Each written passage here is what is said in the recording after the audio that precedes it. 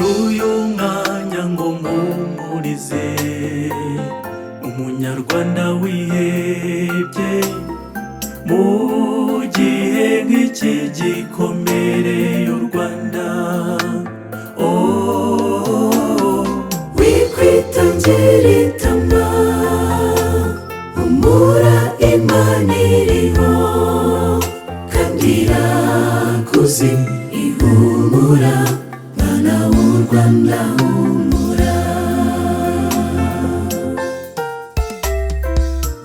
Gihe nk'iki gikomereye umunyarwanda, kubera amateka yaranze u Rwanda.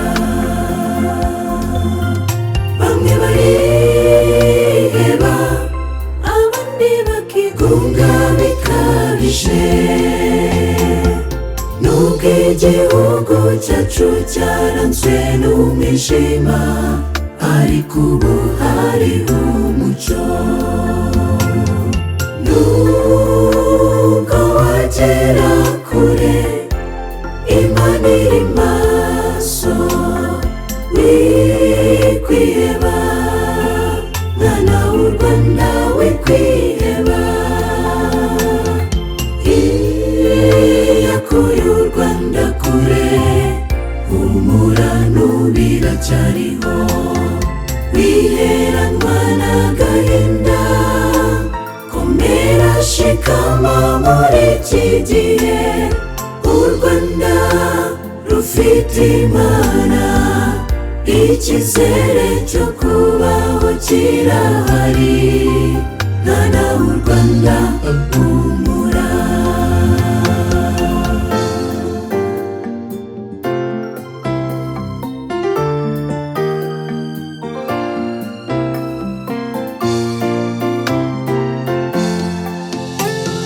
Iyo tugeze mu ngorane zimwe zidukomereye, dutekereza ko Imana itatwumva, ariko siko biri.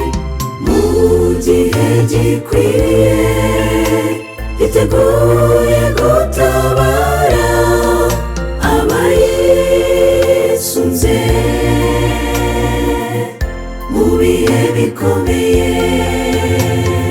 Tuyiyambaze, niyo yonyine ihindura amateka. Uwari wihebye akongera kubona icyizere cyo kubaho. Nubwo wagera kure, Imana iri maso, wikwiheba mwana w'u Rwanda, wikwiheba. Iyakuye u Rwanda kure, humura n'ubiracyariho, wiheranwa n'agahinda, komera shikama muri iki gihe. U Rwanda rufite Imana, icyizere cyo kubaho kirahari, mwana w'u Rwanda, humura. Nubwo wagera kure, Imana iri maso, wikwiheba mwana w'u Rwanda, wikwiheba.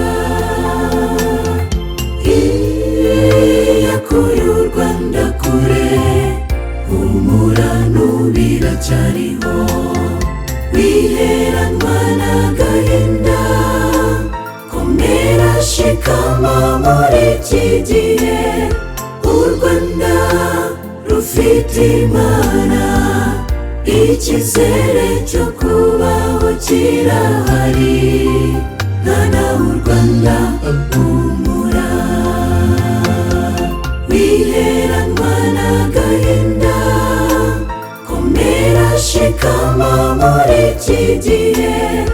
U Rwanda rufite Imana, icyizere cyo kubaho kirahari. Mwana w'u Rwanda